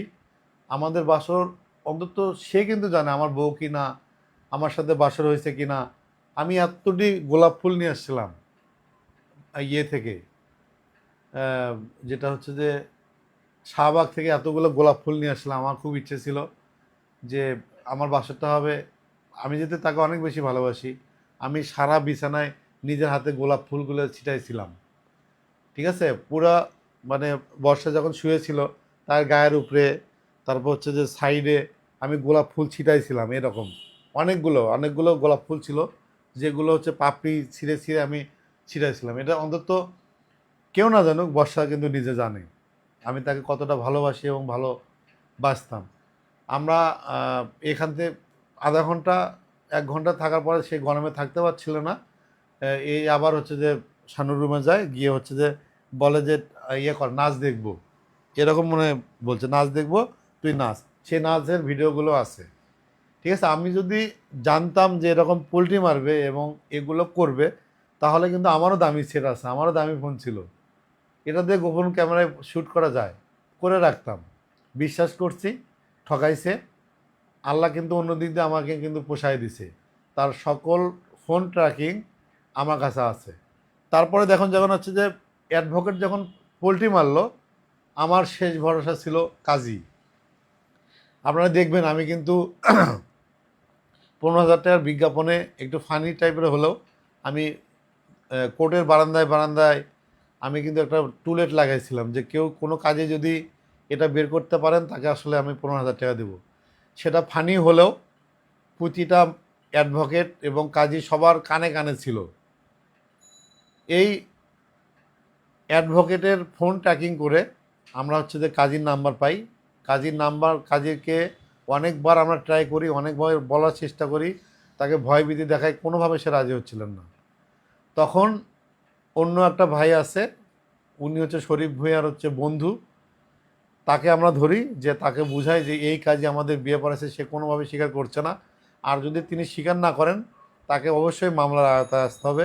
এবং সবাই কিন্তু জানেন যে কাজী আমাদের শেষ ভরসা ছিল, কারণ শরীফ ভূঁইয়া তো তার টাকা পয়সা, অথবা তার তো যেহেতু সে একজন সেক্স ওয়ার্কার, যে কোনোভাবে ম্যানেজ করতেই পারে, করাটাই স্বাভাবিক। কিন্তু কাজী তো ওই ধরনের না, আমার কাছে মনে হয়েছে তিনি নামাজ পড়েন, আমার কাছে মনে হচ্ছে কাজীটা আমাদের শেষ ভরসা থাকার কথা। পরে আমি সিআইডি আমার বন্ধুবান্ধব মহলে দিয়ে কাজীর ছবিটা হচ্ছে ম্যানেজ করি, তাকে দেখাই যে এটা আপনার ছবি, এটা আপনার নাম্বার, আপনি মনে করেন যে আপনি আমাদের বিয়ে পড়াইছেন কিনা। তার একটাই ভাষা ছিল, আসলে আমি মনে করতে পারতেছি না। এক পর্যায়ে বুঝাইয়া টুঝায় তিনি বলেন যে আমি বলবো, যদি মেয়ে যদি আমার কোনো ক্ষতি না করে তাহলে আমি বলতে চাই। তাকে আমরা সাহস দেই, বলি যে আপনার আসলে কোনো ক্ষতি হবে না, যদি আপনার কাছে মনে হয় যে আপনি, তার একটা ভয় ছিল যে তিনি আসলে বালাম খাতায় সিগনেচার না করে কেন বিয়ে পড়ালেন। কিন্তু আমার অ্যাডভোকেট ওখানে ছিলেন, অ্যাডভোকেট যেটা জানায় যে তিনি মূলত তাকে ইয়ে করে যে আপনি আসলে, আপনার সাথে তো বালাম খাতে সিগনেচারের কোনো কথাই ছিল না, আপনি আমাদের মোনাজাত করে বিয়ে পড়াচ্ছেন, আপনি সেটা বললেই আমাদের জিনিসটা ওকে হয়ে যায়। তিনি তখন স্বীকার করেন। মায়ামণি লিখছে আপনার ঠোঁটে ভ্যাসলিন দিয়ে। মায়ামণি আমার বউ নাই, ঠিক আছে, ঠোঁট একটু এরকমই থাকবে, মেনে নেন। কারণ হচ্ছে যে বউ না থাকলে ঠোঁট শুকনোই থাকে, এটা হচ্ছে ব্যাচেলারদের একটা নিয়ম। বউ আসলে আবার ঠোঁট ঠিক হয়ে যাবে। তারপর হচ্ছে যে তিনি আমাদের যখন কনফার্ম করলেন, কনফার্ম করার পরে বিষয়টা আমরা ফেসবুকে দিলাম, এবং সানি ভাই আমাদের শুরু থেকেই অনেক সাপোর্ট দিচ্ছেন। সানি ভাইয়ের কাছে সত্য মিথ্যা, এই আমাকে থামান, এই হয়েছে, কান্নাকাটি করছে, এই নাটক সেই নাটক, এমনকি ডিএতা ভাইয়ের একটা অশ্লীল ভিডিও দিয়ে তাকেও ট্রাপে ফেলাইছে। তারপর হচ্ছে বিভিন্ন চ্যানেলের যারা চেয়ারম্যান, বিভিন্ন তাদেরকে ট্রাপে ফেলাইছে। একটা সার্কেল গড়ে উঠছে, তাকে ধরা আসলে খুব কঠিন হচ্ছে, যখন আমি আর পারতেছি না। এবং আপনারা জানেন যে তিনি নিজের হাত নিজে কেটে হাতের জিলে থানায় একটা মামলা দেয়, সেটারও আমরা লোকেশন এবং ট্র্যাকিং করে পাইছি যে মামলাটা মিথ্যা। থানার ওসি আমাদের বলছে যে মামলা খারিজ করে দিবে। যেটা হচ্ছে যে তিনি স্বীকার করেছেন, আমার কাছে ভয়েস আছে, আমি কালকে সন্ধ্যে 7টায় দিব। তিনি আমাকে বলেছেন যে তোকে যে মামলায় কোর্টে নিয়ে যাওয়া হয়েছে, এটা হচ্ছে মুন্না খান আমাকে টাকা দিছে, সেই টাকা দিয়ে মুন্না খান বলছে যে আমাকে যে কোনোভাবে জেলখানায় দেখতে চায়। উনি আসলে আমার সাথে মুন্না খানের একটা দ্বিধাদ্বন্দ্ব তৈরি করার চেষ্টা করছে। আমার দর্শকদের যেটা বলবো সেটা হচ্ছে আমরা বিভিন্ন ভাই ব্রাদার এবং প্রযোজক পরিচালকের মাধ্যমে আমাদের সাথে তার যত দ্বিধাদ্বন্দ্ব আছে মুন্না খানের সব কিছু আমরা হিসাব করেছি, কারণ আমাদের টোটাল টার্গেটে ছিল যে মুন্না খান আসলে যে পরিমাণ ক্ষতিগ্রস্ত হচ্ছে এই বর্ষা চৌধুরীর কাছে, এই যে আইডিতে যে কথা বলছি এই আইডিটাও হচ্ছে মুন্না খানের দিয়ে এই বর্ষা চৌধুরী 10,000 টাকা দিয়ে আমার আইডিটা হচ্ছে ডিজেবল করে দেয়। এর জন্য আইসিটি মামলা আমি একটা করেছি আলাদা করে, এবং এটা ফিরিয়ে আনতে আমার 40,000 টাকা লাগছে। এই টাকাটা হচ্ছে তাকে ক্ষতিপূরণ দিতে হবে। আগামী সোম অথবা মঙ্গলবার আমি 50 লক্ষ টাকার একটা মানহানি মামলা করব, কারণ এটা হচ্ছে যে বিভিন্ন বন্ধুবান্ধব সাংবাদিক মহল থেকে, যেহেতু এই মহিলার জন্য আমার 3টা চাকরি, আমার পারিবারিকভাবে হেনস্থা, এবং আমাদের হচ্ছে যে মানে বর্তমান যে বিভিন্ন আমাকে হেনস্থা, মানে সব মিলে আসলে আমি প্রায় 50 লক্ষ টাকা ক্ষতিগ্রস্ত হই। এই জন্য আমি আগামী মঙ্গলবার অথবা বুধবার যে সময়টা মিলে আমি তাকে 50 লক্ষ টাকার একটা মানহানি মামলা দিচ্ছি, এবং এটাই আমার শেষ মামলা। আমার আর মামলার দরকার নেই। আমার যে মামলা আছে এগুলো আমি টানলে আমার হয়ে যাবে। ঠিক আছে, প্রতারণা, তারপর হত্যা চেষ্টা, তারপর হচ্ছে আমার সাথে জালিয়াতি, এগুলো মামলা দিয়ে আমার টোটালি মামলা দাঁড়িয়েছে 10 থেকে 12টি, যেটা তাকে ধরতে গেলে আমাকে 32 দাগে, ঠিক আছে 36 দাগে, 36 নম্বর দাগে তাকে পা রাখতে হবে। যখন দেখলো যে সব মিথ্যাই সে বলে যাচ্ছে, সকালে একটা বলছে মিথ্যা, এবং দেখবেন যে জ্যাকির বিয়ের কথা স্বীকার করছে না, আমরা বের করে দিলাম, তখন সে একটা ফল্ট হয়ে গেল। এবং রুমি রহমানকে হত্যা, জ্যাকিকে হত্যা, এটার মামলা হয়েছে। তিনি মানুষকে ভয়েস দিচ্ছে, এটা মামলা হয়নি। জাকির বাবের সাথে কথা হয়েছে, জাকির বাবের সাথে মামলা হয়েছে কি না সেটা আপনি 1 সপ্তাহ পরে টের পাবেন। শুধু এটাই না, কারণ হচ্ছে এটা পূর্ণ তদন্তের জন্য আদালত নতুন করে আদেশ দিছে, এবং এই আমার কাছে মনে হয় যে যে কবর থেকে তার নতুন করে আবার তদন্ত হওয়ার সম্ভাবনা আছে। তাছাড়া জায়ানকে তারা আসলে ডিএনএ টেস্ট করবে, করে যদি মনে হয় যে জায়ান জ্যাকির বাচ্চা সেক্ষেত্রে তারা নিয়ে যাবে। এটা জ্যাকির বাবা বলেছে, তার ছেলেকে যদি সে মানে কোল থেকে নিতে পারে, অবশ্যই জায়ানের দাদু তার নেওয়ার জন্য প্রস্তুত আছে। ঠিক আছে, এবং জায়ান যদি জ্যাকির ছেলে হয় সে সমান অধিকার পাবে, যতদিন মায়ের কাছে থাকবে। মায়ের কাছ থেকে বড় হওয়ার পরে জ্যাকির বাবা তাকে নিয়ে যাওয়ার প্রতিশ্রুতি আমাদের দিয়েছে। যদি ডিএনএর মাধ্যমে পরীক্ষিত হয় সেটা আসলে জ্যাকির বাবা তারা নিয়ে যাওয়ার কথা আমাদেরকে জানিয়েছে। এই হচ্ছে যে আজকে লাস্ট আপডেট। এই মহিলা মূলত প্রচুর মিথ্যা কথা বলে, আর যেটা করেছি আমি, আমার সাথে যখনই সে একটা ধাক্কা দিয়েছে, আমি সোশ্যাল মিডিয়াতে যখন আমি গড মেরিট দিই, অনেক ইনফরমেশন আসে যেগুলো আমি এখন পর্যন্ত জানাইনি। আমি আপনাদের আসলে 30% জানিয়েছি, 70% আমি জানাইনি। প্রথম আমার যে কাজ ছিল, আমাকে এক ফেসবুকের আদলে আমাকে একজন লেখে, ওনার নাম সোমা আক্তার, দেশের বাড়ি বরিশাল, ওনার ঢাকায় কুট্টি না, ওনার দেশের বাড়ি হচ্ছে নারায়ণগঞ্জ তারাবা পৌরসভার রসুলপুর গ্রামে। যেখানে আমি যাই, যার সত্যতা প্রমাণ পাই, এখানে বলে যে আমার বাংলো বাড়ি আসলে বাংলো বাড়ি না, আমার যেটা বলবো আমাদের হচ্ছে আমার বাড়ি আছে, আমাদের দেখাবো। আমাদের বাড়িতে হচ্ছে একটা গোয়াল ঘর আছে, গোয়াল ঘর মানে কাজের বুয়ারা যেটা থাকে ওই টাইপের একটা বাড়ি, না আছে টিন, না আছে ভাঙ্গা বাড়ি, যেটা আসলে মনে করেন যে গার্মেন্টস যে কর্মী তারা যদি থাকে, আমার মনে হয় 1,500 টাকার বেশি ভাড়া হবে না। সেখানে বাথটব, এই যে গল্পগুলো বলছে, আমি গিয়ে টোটাল গল্পটা নিয়ে আসছি। তিনি আসলে বিবাহিত জলিল নামে, ওনাকে বিয়ে করার জন্য তাকে ফাঁসানোর জন্যে এই এসিড মিথ্যা মামলা করে, নিজের গায়ে নিজে কেরোসিন তেল ঢেলে দেয়। গায়ে রোনা থাকার কারণে এটা আসলে খুলতে পারে না, তিনি গিয়ে পুষ্করিণীতে লাফ দেয়। সব কিছু মিলে গেছে, আমি সব কিছু মিলাতে পারছি। এটার মামলায় যে কাগজ আছে সেখানে সোমা আক্তার নামে আছে, সেই কাগজ আপনাদের সামনে আনলে বুঝবেন। এবং কত তারিখে তিনি এনআইডি কার্ড সোমা আক্তার নাম চেঞ্জ করে এনআইডি কার্ড বানিয়েছেন, তার দেশের বাড়ি কোথায়, তার বাবা মা খালা খালি কোথায় থাকে, ঠিক আছে, তার জন্ম পরিচয় কোথায়, তার নিজের বাবা এটা কিনা, এটা হচ্ছে দ্বিতীয় বাবা, তার মায়ের 4টা বিয়ে হয়েছে, এগুলো পর্যন্ত আমরা খুঁজে বের করছি। ঠিক আছে, আমাদের হয়তোবা সময় লাগবে। এবং আরেকটি যেটা বেরোয়েছে, আমি 7 নম্বরে চলে আসি জামাই হিসেবে। প্রথম জামাইয়ের নাম হচ্ছে মিজান, তিনি ধোলাইপাড় থাকে, তাকেও আমরা খোঁজা বের করার চেষ্টা করছি। এই বর্ষা চৌধুরী উনি আসলে একটা মুখোশধারী শয়তান ক্রিমিনাল, ঠিক আছে। ইনি আসলে একবার বলছে বিয়ে হয়েছে, স্বীকার করছে, আবার বলছে আমার কাছে রেকর্ডিং আছে, যেটা হচ্ছে যে তিনি বলছে যে আমাকে বিয়ে করেনি, তিনি আমাকে আমাকে ভালো হওয়ার জন্যে তিনি আসলে মিথ্যা আশ্রয় নিছে।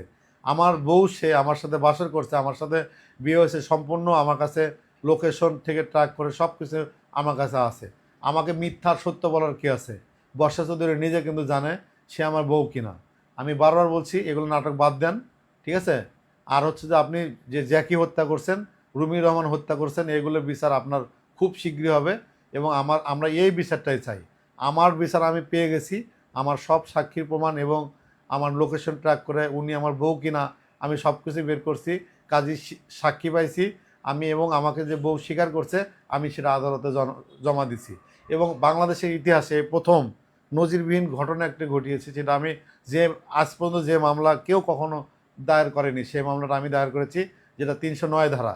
আজকে আমি হাতিঝিল থানায় গেছি, ওসির সাথে কথা বলছি, তদন্ত অফিসারের সাথে কথা বলছি, তিনি আমাকে সাধুবাদ জানাইছে। বাংলাদেশের ইতিহাসে প্রথম ৩০৯ ধারা আইনের মামলা এই বাংলাদেশে প্রথম ইতিহাসের সৃষ্টি করলাম, সেটা হচ্ছে আমি। আমার বউ যেহেতু সে স্বীকার করছে, আমার বউ সে কেন বারবার আত্মহত্যার নাটক করবে এবং আত্মহত্যার নাটক লাইভে গিয়ে কেন দেখাবে, সমাজকে কেন সে বোঝানোর চেষ্টা করবে যে মানুষ বিপদে পড়লে আত্মহত্যার নাটক করলে মানুষ ভয় পায়, সেখান থেকে ক্রিমিনাল হলেও তাকে হচ্ছে গ্রেপ্তার করা হয় না এবং জামিন পাওয়ার জন্যে মানসিক অসুস্থ রোগী সেজে হাসপাতালে থাকতে হয়। এগুলো নাটক করার জন্য সে যেহেতু আমাকে স্বামী হিসেবে স্বামী হিসেবে স্বীকার করছে, আমি স্বামী হিসেবে এই প্রথম ৩০৯ ধারা আইনে তার নামে মামলা দায়ের করেছি। এবং সে যদি এরপরে যদি মারাও যায়, সেই দায়ভার সম্পূর্ণ তার থাকবে। আমি হাতিঝিল থানা জিডি করেছি, সেই জিডির আদলে আজকে আমি হচ্ছে যে কোর্টে গিয়ে ৩০৯ ধারা আইনে আমি তার কাছে একটা মামলা করেছি। এবং সামাজিক দায়বদ্ধতা থেকে যেটা আমার কাছে মনে হয়েছে যে এই মেয়ে প্রতিনিয়ত নাটক করছে এবং সমাজকে আঙ্গুল তুলে শিখাচ্ছে যে মানুষকে কিভাবে নাটক করে মানুষের সামনে বাঁচে থাকতে হবে। সে একজন আওয়ামী ফেসিস্ট সরকারের দোসর, যুবলীগ নেত্রী, তার নামে একাধিক মামলা হয়েছে, তাকে পুলিশ সিআইডি সম্পূর্ণ জায়গা থেকে খুঁজছে। আমরা চাই এর বিচার হোক সারা জীবন, যাবজ্জীবন, এবং জ্যাকি হত্যা, রুমি হত্যার বিচারে তিনি আসলে ফাঁসির আসামি, সারা জীবন জেলে থাকুক। এটা আমার চাওয়া, এটা আমার মায়ের চাওয়া এবং দেশবাসীর চাওয়া। আপনাদের কাছে এতটুকুই বললাম, উনি একজন ব্ল্যাকমেলার, তার সাথে মিশবেন না, তাকে সোশ্যাল মিডিয়াতে জায়গা দেবেন না, তাকে যেই জায়গা দেবে তার সাথেই সে একটা নাটক করবে, ভিডিও করবে এবং মুন্না খানের মতো যে এরকম ফাঁসায় বলে পেটে বাচ্চা, এগুলো বলে মূলত সে ব্ল্যাকমেল করে হাজার হাজার কোটি টাকা আসলে খতিয়ে নেবে। এবং সর্বশেষ আমি যেটা জানাচ্ছি, তার শুরু থেকে এ পর্যন্ত বেড়ে ওঠা এবং টাকা পয়সা ইনকাম, কত টাকার সম্পত্তি, আমি সেই বিষয়ে আসলে দুদকে আরেকটা মামলা দায়ের করব, যেটা তার সব কিছু বের করবে দুদক। তিনি আসলে কী করতো, তার ব্যাংক ট্রানজ্যাকশন কত, কোথায় থেকে কত টাকা আসছে, এই জন্য আমি তাকে দুদকের আয়তায় নেব। আপনারা যেটা করবেন, আমাকে কেউ যদি পারেন টাকা পয়সা হেল্প করবেন, নতুবা আপনারা শেয়ার এবং তাকে সোশ্যাল মিডিয়া থেকে বয়কট করবেন। এটাই হচ্ছে তার সবচেয়ে বড় শাস্তি। এবং সোশ্যাল মিডিয়ায় আসতে পারছে না, আমার কাছে যে ভয়েস আসছে তিনি বলছে যে আমি আর পারছি না, আমি একটা পেজ খুলতে পারতেছি না, আমি চলতে পারতেছি না, আমি সোশ্যাল মিডিয়াতে নানা রকম তালবাহানা করব এবং ভিডিও দেবো যেগুলো মানুষ দেখবে, অন্তত আমার সংসারটা বাঁচুক।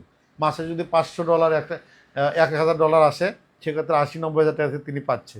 এবং 50 লক্ষ টাকা আমরা যেটা খবর পেয়েছি তিনি এফডিআর করে রাখছে। এই এফডিআর ভেঙে এফডিআর থেকে টাকা পাচ্ছে।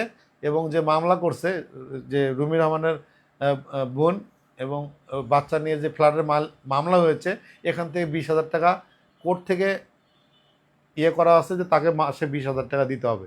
আপনারা একটা জিনিস দেখবেন যে যেটা হাস্যকর, আমার যদি এই ফ্ল্যাট যদি আমার নিজের থাকে, আমি কি কামরাঙ্গীর স্বর্গে ভাড়া থাকবো?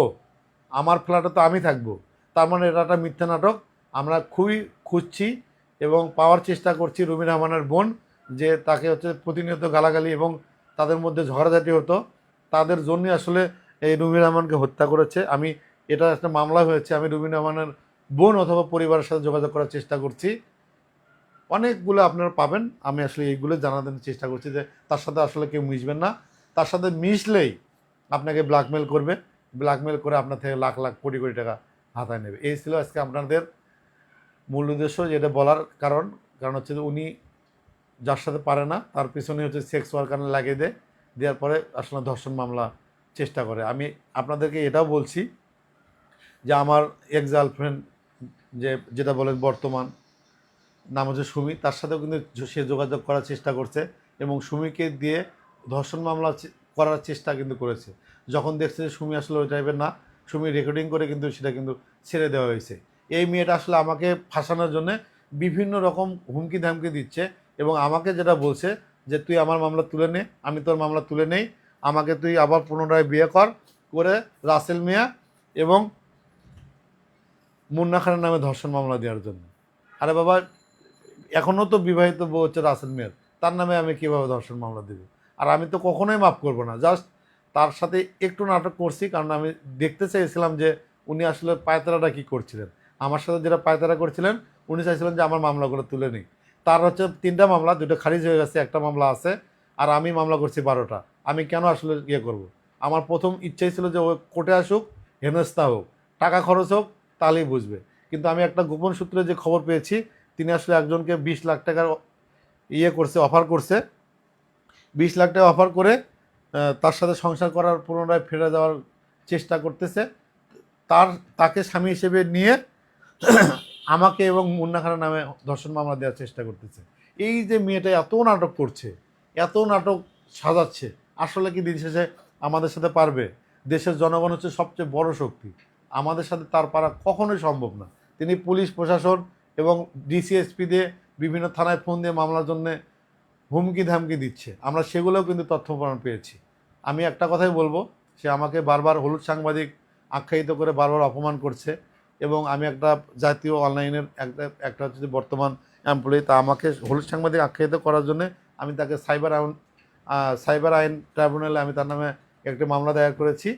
ঠিক আছে, যেখানে আমার মামলাটি আদালতে নিয়েছে এবং বিষয়টি নিয়ে আরও সামনে হবে। তিনি আমাকে কেন একজন রিক্সা চালকের সাথে তুলনা করলেন এবং আমাকে কেন হলুদ সাংবাদিক বারবার নাম ধরে বলা হচ্ছে, এই জন্যে আমি তার নামে হচ্ছে সাইবার নিরাপত্তা আইনে একটি মামলা দায়ের করেছি। ঠিক আছে, আজকে 309 ধারায় আইনের একটা মামলা দিয়েছি। আগামী পরশু কোর্টে যখন খুলবে তার 50 লক্ষ টাকা একটা মানহানি মামলা দেব। আরেকটা হচ্ছে যে আমাকে আবার হত্যা চেষ্টা করেছে, যেটা দেখছেন যে ঢাকা মেডিকেলের সার্টিফিকেট আছে এবং হাতিরঝিল থানায় একটা জিডি করেছি। এই হচ্ছে আমার শেষ মামলা এবং এই মামলাগুলো দিয়ে এবং জ্যাকি হত্যা, রমি হত্যার বিচার আমরা আশা করছি। আপনারা সবাই সঙ্গে থাকবেন, সাথে থাকবেন। ঠিক আছে, আমরা এই মহিলাকে কখনোই ক্ষমা করব না। ঠিক আছে, এটা আমার মায়ের একটা চাওয়া, মায়ের আদেশ। এই মহিলাকে কখনোই আমরা ক্ষমা করব না, আমি তো করবই না। আমাকে অন্তত আপনারা বলছেন বিয়ে স্বীকার করার পরে অনেকেই চেষ্টা করছেন যে আপনারা বলছেন যে তাকে মেনে নেব কি না, আসলে না। তিনি 6 মাস নাটক করছে, জাস্ট আমি 1 ঘন্টা নাটক করে তার সাথে দেখিয়ে দিচ্ছি যে আমিও পারি। ও যে বিয়ে স্বীকার করছে, আমি নাকি থেকে জোর করে স্বীকার করাইছি এবং তিনি হচ্ছে সবুজবাগ থানায় গিয়ে জিডি করছে। সবুজবাগ থানার ওসি আমাকে নিশ্চিত করছে ওই মহিলার কোনো কাজই নেই, শুধু জিডি করা ছাড়া। জিডি করে করবেন কি? আপনি মামলা করেন, জিডি করে কোনো লাভ নেই, জিডি আপনারা কোনো কাজে আসবে না। আমি জেল থেকে যেদিন বের হয়েছি সেদিন হচ্ছে আমি হাতিঝিল থানা তার নামে মামলা করার জন্য যাই। তিনি সজীব ড্রাইভারকে নিয়ে দেখিয়েছেন আমি নাকি সজীবকে হুমকি দিয়েছি, জিডি করেছে, যে জিডি মিথ্যা। যে জিডির যে মিথ্যা যেগুলো হয়রানি করছে তার জন্য প্রতিটা সেকেন্ডে, প্রতিটা মিনিটে, এবং যদি প্রমাণিত হয় সে মিথ্যা আমার সাথে প্রতারণা করছে, তার জন্য একটা করে মামলা হবে এবং 10 বছর, আগামী 10 বছর প্রতিটা কথায়, প্রতিটা মিথ্যা কথার বিরুদ্ধে একটা করে মামলা হবে। ঠিক আছে, আপনারা শুধু তার ইয়েগুলো বের করবেন এবং আপনাদের যদি কারো পেজ হারায়, পেজ খেয়ে দেয়, আমাকে বলবেন। ওর প্রতিটা পদে পদে এবং প্রতিটা অকর্মে একটা করে মামলা হবে। যত কিছু লাগুক আমাকে বলবেন। ঠিক আছে, আপনাদের যদি মনে হয় যে আপনারা নিজ থেকে মামলা করবেন, আমাকে বলবেন, আমি সম্পূর্ণ টাকা পয়সা দিয়ে আপনাদের হেল্প করব। তার প্রতিটা অপকর্ম এবং প্রতিটা শাস্তি আমরা নিশ্চিত করে এটাই বলছি, সে যেই অন্যায়টাই করবে আমাকে বলবেন, আমি আপনাদের পাশে গিয়ে দাঁড়াবো। তার প্রতিটা অপকর্মের, আজকের পর থেকে যত অপকর্ম করবে এবং মিথ্যা বলবে, প্রতিটা কথায় একটা করে মামলা দেব। দেখি সে কতগুলো মামলা টানতে পারে। আমরা এটাই দেখতে চাই। এবং প্রিভিয়াস যতগুলো অন্যায় করছে 22 বছর, এগুলো একটা একটা করে খুঁজে বের করব। আপনারা সঙ্গে থাকবেন এবং দোয়া করবেন আমার জন্য, আমি জানি এগুলো সম্পূর্ণ কাজে আসলে সাকসেস হতে পারি। সবাই ভালো থাকবেন। আসসালামু আলাইকুম। আবার সবার জন্য দোয়া এবং আপনাদের ভালোবাসায় এত দূর আসছি।